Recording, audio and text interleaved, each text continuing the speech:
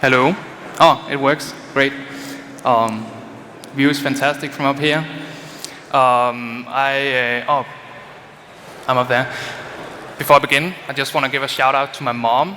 My mom is a caretaker, and even though she doesn't understand anything about computers, she watches all my talks. And I think she will in particular like this one about handcrafting WebAssembly. So welcome everyone. We've heard a lot about JavaScript so far.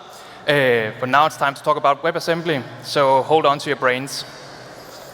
My name is Emil Bay. Online, I go by Emil Bays. Live in Copenhagen in Denmark, and I'm an independent consultant, primarily working with crypto, mathematics, and distributed systems. And when I say crypto, I mean the real crypto, the cryptology, not all the currencies and all that.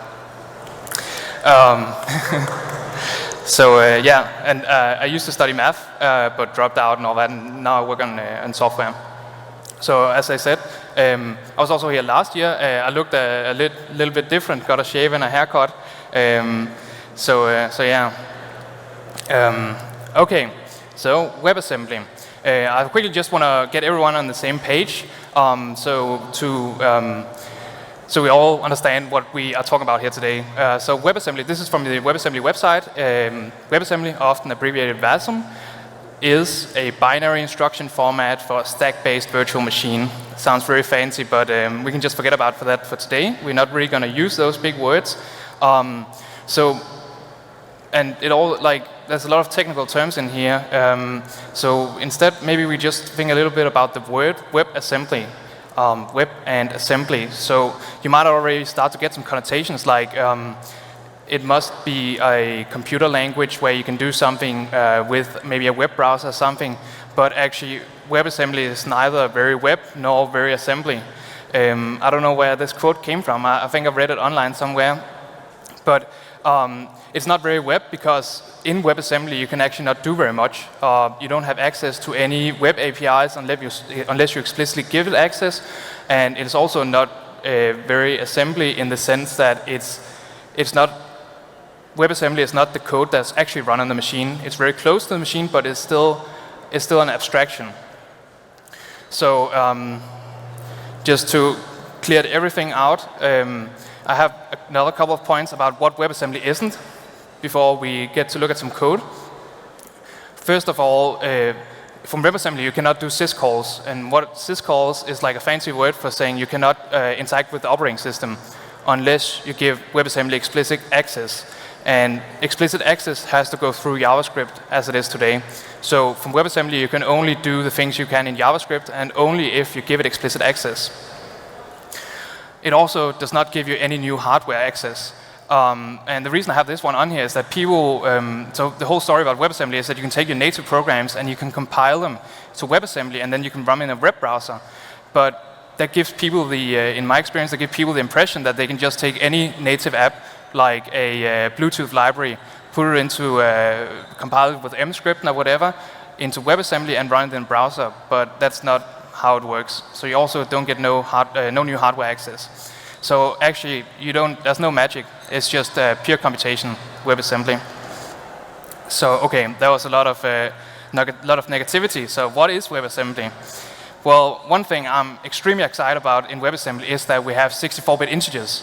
And we also heard about big ints earlier today, but 64-bit integers in WebAssembly means that we can have pinpoint or precision optimization of the things that have to do with computing with numbers. So I said I work in cryptography, or with cryptography, and a lot of the time we are dealing with numbers that are 256 bits or 512 bits long, and then 64-bit integers are a real performance boost. You also do get some performance boost by just taking your code and converting it to WebAssembly, but not as much as people would like to think, in my experience. From most of the informal benchmarks I've been running, I see a performance boost of about 20 to 30% over JavaScript. And that is because JavaScript is very, very fast with the new, all the newer engines like V8 and SpiderMonkey and all that. You get surgical precision. In JavaScript, when you write code, you often don't know the exact performance profile of what you're doing, unless you have very deep knowledge about what the VM is doing underneath. With WebAssembly, you get much closer to what is actually going to be going on your computer, so you get a more predictable performance profile. And one thing I'm very excited about with WebAssembly is that soon it may be the only language that is truly run anywhere. I'm seeing people do projects with writing WebAssembly drivers for the Linux kernel, and there's also some people embedding WebAssembly in Intel SGX, which is like a secure enclave on your processor, and of course it's in the browser, as is Node, and maybe it will also come to embedded. And WebAssembly is not a technology that we can use in the future. You can very much use WebAssembly today. This was taken from Can I Use yesterday, and you can see globally it has 73% support across the browsers, and it is also in Node 8. So you can use this today. That quote I had earlier from the WebAssembly website, there was something more to it, because WebAssembly is designed to be a format that you take your C++ or C programs or Rust, and I think also now Go programs, and you can compile it into WebAssembly. The only problem is that I didn't read that. So this is why today we are going to talk about the WebAssembly text format. So this is writing WebAssembly by hand, not taking a computer program, compiling it down into WebAssembly. No, we get full control, and we know exactly what's going to happen inside the computer. It's a very small programming language, and it's one-to-one with the binary format, with a few caveats, but you know exactly the program you wrote, what it's going to be compiled into. There's no optimization in between, and no moving things around or anything like that. You know exactly what's going to go on. And it has an appropriate acronym, WHAT, and this is probably what you'll be saying most of the time that we look at the first couple of WebAssembly programs.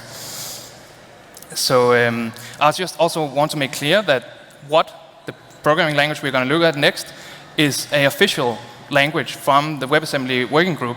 It's not something I invented or something someone else wrote that you then can turn into WebAssembly. It is an official language. So that's a lot of talking. Let's look at some code. So here we have our first WebAssembly module. This is like the hello world of WebAssembly. Just if you squint a little bit, you can already probably see what this module does. But just so everyone gets it, I am also for my own sake, I'm just going to walk through some of the highlights. So the first thing we notice is that the function calls here look very weird, and that's because they're called sex expressions or S expressions. And some people who may have been programming in Lisp or Clojure or other of the derived Lisp languages will find this very familiar. It's a little bit foreign to JavaScript developers, but you get used to it very quickly. It's just about having a parenthesis before the function name instead of after. There's not much more to it. Next thing we notice is that we have to wrap everything in a module, and that's very much like an ES6 module or whatever. You can have one module per file, as it is right now. So yeah, that's just a bit of a boilerplate. Next thing we can see is that we have these dollar signs, and you might think, okay, so that's going to be the variables. Not exactly. It's more like a human-friendly name to be able to access the. You can see here I gave the function a name called square with the dollar sign in front. But as soon as you compile the program, all of these texts are going to disappear. They're going to be replaced with a number, so that the binary is going to be very small. Next thing you notice is that there's explicit typing everywhere, and this is part of the security module, so that the WebAssembly virtual machine can look at the binary and make sure that it is going to be guaranteed to be well behaved, that it doesn't go and access memory that it's not supposed to, and that all the functions have matching types, so you don't have any undefined behavior. Also notice the third highlight there, that's not actually a type, that's an operator. And operators follow the convention that the first part of the name is the return type, and then after the dot you have whatever you're doing. So here we are doing a I32 multiplication. That means an integer that's 32 bits wide. So those are like the integers you can operate on in JavaScript. If you do bitwise operations, automatically or behind the scenes, your number is going to be cast to a 32-bit integer. And the last thing that makes it all a little bit verbose is that you have to make all access explicit. So here we get a local variable, a variable from the local scope. In this case, we are getting the parameter, the input, and you can think of this as it goes and gets the value, and then it replaces whatever's in the text. And that's a way for you to also evaluate the what expressions in your head is that you can start from the all the way from the inside, and then you can replace the things as you go outside and try and evaluate it in your head. And also, the explicit access is something you will probably want to optimize in hot code. So that's why it's also actually very nice that the accesses are very explicit and you know exactly what's happening. So we have our first watcher module. Next thing, we need to be able to run this. So we need a compiler. The compiler that I'm using comes from the WAP project, but my friend Matthias put it on the NPM, so it's very easy to install. You just run the WebAssembly binary toolkit. It's going to go and fetch the latest version of the compiler and compile it for you. So let's look at the demo, because now we have. Can I? Oh, I have to do like this. Where's my? How do I put this up there? Maybe I can't.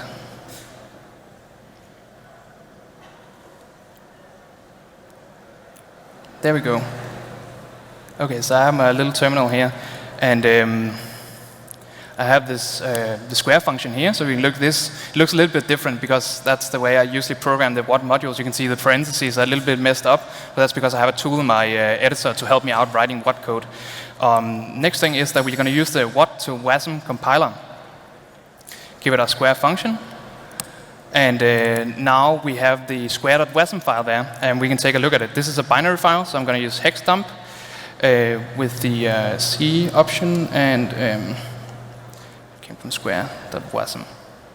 So this is what the binary module looks like. You can see the ASM header there, and you can actually see the function name because we exported it, so it needs to keep the string. And then if you are very familiar with WebAssembly, you can also see all the opcodes up there, so you can actually see the access to the variables and the multiplications and all that. But I'm no brain man, so I cannot read this. Where did my cursor go? Oh, damn it!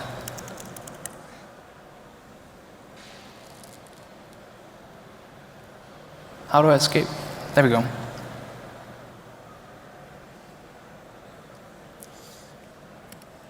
Okay, now the next thing is we have the binary module, then we need to import it and actually use it.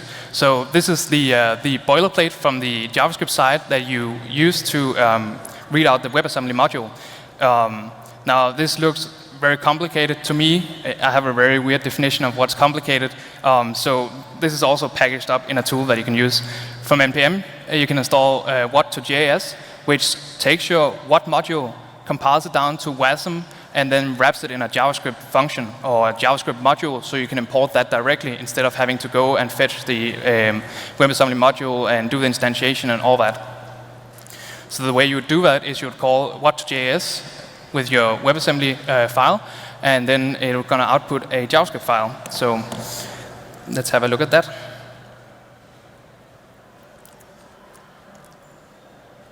I'm going to bring my terminal up here again. So I have WAT2JS installed. I'm going to take the square.wat, output into square. Okay. And then we have the square.js there. You can see I also have an example file here. The example file just imports the WASM module and then runs the exported function square with 2, and then we should see 4, right? So I'm just going to run the example with Node. Oh, you see we got 4. So now we have a running WASM program. Very cool. Yeah, thank you. Okay, here's just the code for reference. So next step, now we have the basic flow down. Now we will look at a real WAT program, and also it's a program structured like I write WAT. The function we're going to look at is a function to compute the distance between points. So it might seem a little bit contrived, but this would be one of the core functions if you're building a physics library, or you are maybe doing some machine learning or some other AI. Distances are very important. You can also already see that we have a lot of new syntax here, so I'm just going to walk you through it.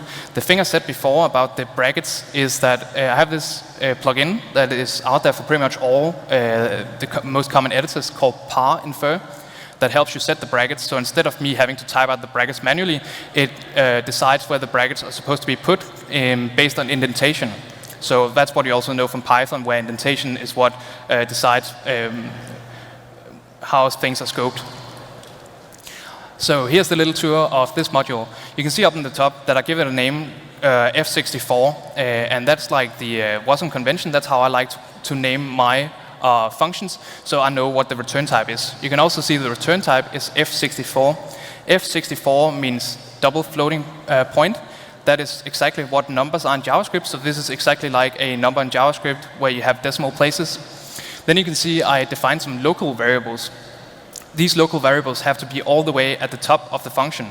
That's just how WASM is, so it can, like, I think it's something to do with like how to allocate the registers that are required for this. You can also see at the bottom we use a new function, the F64 square root. And then we have a call here. And the call is to the square function we just made before, because this is a formula for the distance between 2 points. The call here is very important. If you import a JavaScript function into a WebAssembly module, then you would also invoke that function with the call. Yes. There's a problem though. If we try and compile this, we get a mismatch. And that's because unlike in JavaScript, you have to explicitly convert everything. So in this case, our i32 add gives back i32 because it says so. So we have to convert that. So we add a new instruction. And this can also lead to some verbosity, but I think this verbosity is very important because it does cost to just convert between things, so you probably want to keep your types stable. In this case, this little acronym here, the convert_u, means that we know the i32 doesn't have a sign, that it's a positive number. So that was the distance function. I'm just going to show here. This is what it looks like when you call it. So the dot, I don't want to give the wrong impression. This dot here we saw before, it in the export statement, it doesn't mean that you put the distance on an object. It is the name of the property. So we have to invoke it like this. So, are we having fun yet? I said this was going to be fun. But let's take it up a notch. Now we're going to look at a probably even more practical function, something you probably also would go and use at home. We are going to do distance between vectors, and sounds very fancy. What it means is we want to take the distance between two arrays. And why would you do that? You can, for example, take an image from a canvas element and an image from another canvas element and subtract them from each other, and that way you can find the difference. And that's how most of the new visual diffing tools, they work. Take two images, subtract them from each other, and then you get the artifacts of the difference. You can see there's a lot of stuff going on here. This is also a real-world example because now we're actually getting to deal with memory. Memory is one of the big concepts that we never really talk too much about in JavaScript because it's all handled for us.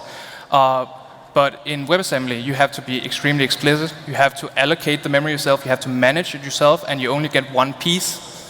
But memory is not too hard to think about. It's just like a very big array where you can put numbers into. So at the top you can see I have a memory definition and I export the memory, so I have access to it from JavaScript. You can also choose not to export it if that's part of your security model. And then I have a 1, and the 1 means I want 1 page of memory. And a page of memory is 65 kilobytes. And when you want more memory, you increment in pages. You can also see the parameters here. I've given them some funny names. And if you've ever done anything with C, then you would know about pointers. Because now that we have one big piece of memory, we need to have pointers into that memory. And pointer is just a fancy word for index. So you know the I in the for loop. And since we're using pointers, the array doesn't have an inherent length, so we also need to pass in the length explicitly. And this is how numbers look when they're put into memory. So at the top, you can see I have this imaginary I8 for an 8-bit integer. That's also called a byte, so it's a byte array. Next, I've just taken some examples from some of the types we've seen before. For example, I32 takes up 4 bytes, while F64 takes up 8 bytes. So that's also something to be aware about when you need to allocate memory. The way we're going to pass in our arrays is using a trick with the pointer and the length. And this is what it's going to look like in the linear memory. That we have a pointer, which is just an index into the memory, so just a number. And then we have the length for how far we have used memory. You might also notice that these pointers are I32s, but before I said I was really excited about I64s, but that is because all addressing in WebAssembly is 32-bit. And I know when I got my first computer, it was one of the first 64-bit computers, because then I could have 8 gigabytes of memory. This is only 32-bit, which means your WebAssembly modules can only use 4 gigabytes of memory. And that's just how it is. It might change in the future, but for the MVP, as the current release is called, you only have 4 gigabytes at your disposal. To put in data into the memory, I've written this little script here. So here we're going with the idea of diffing 2 images. First, we need to make sure that we have enough memory available, otherwise we're going to go out of bounds. So in the beginning, I allocate how long the 2 images are, make sure we have that memory available.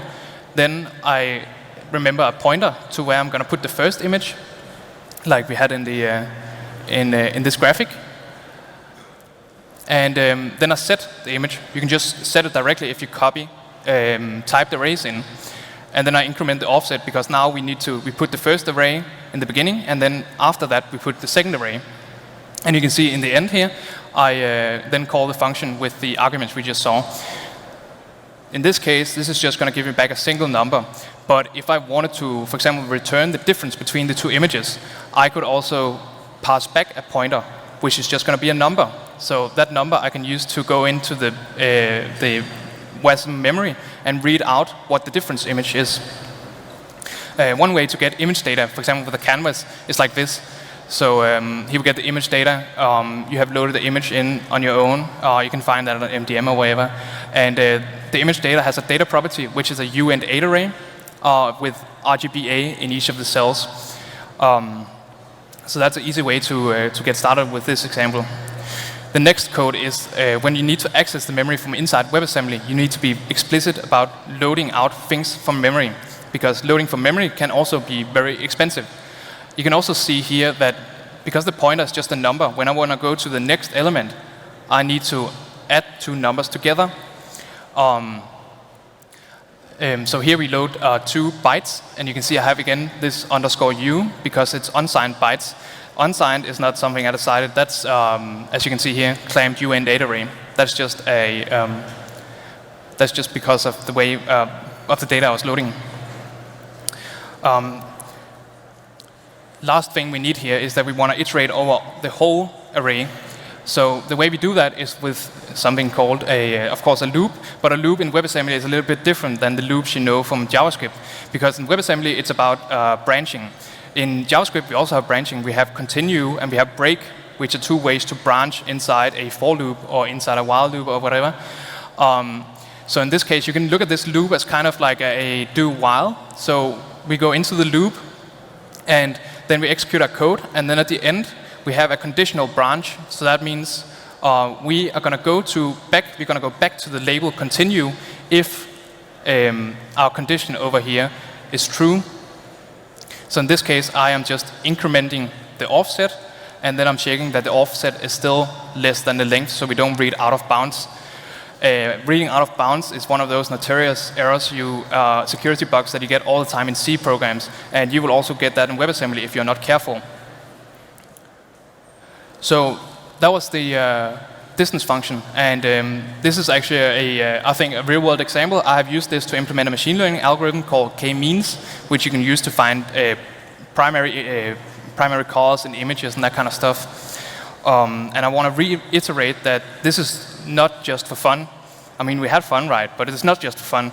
There's some very serious code out there. So I'm part of a GitHub organization called Sodium Friends, and this is where we have a project called, we have projects with bindings to libsodium, which is a crypto library. This crypto library is written in C, so if you're a node, you can use the native code, but what if you want to provide cryptography to your users in the browser? Then you can go and install Sodium Universal. Sodium Universal has, I think, 5 or 10 algorithms now, handwritten in WebAssembly. It has taken about just about a day to handwrite each algorithm.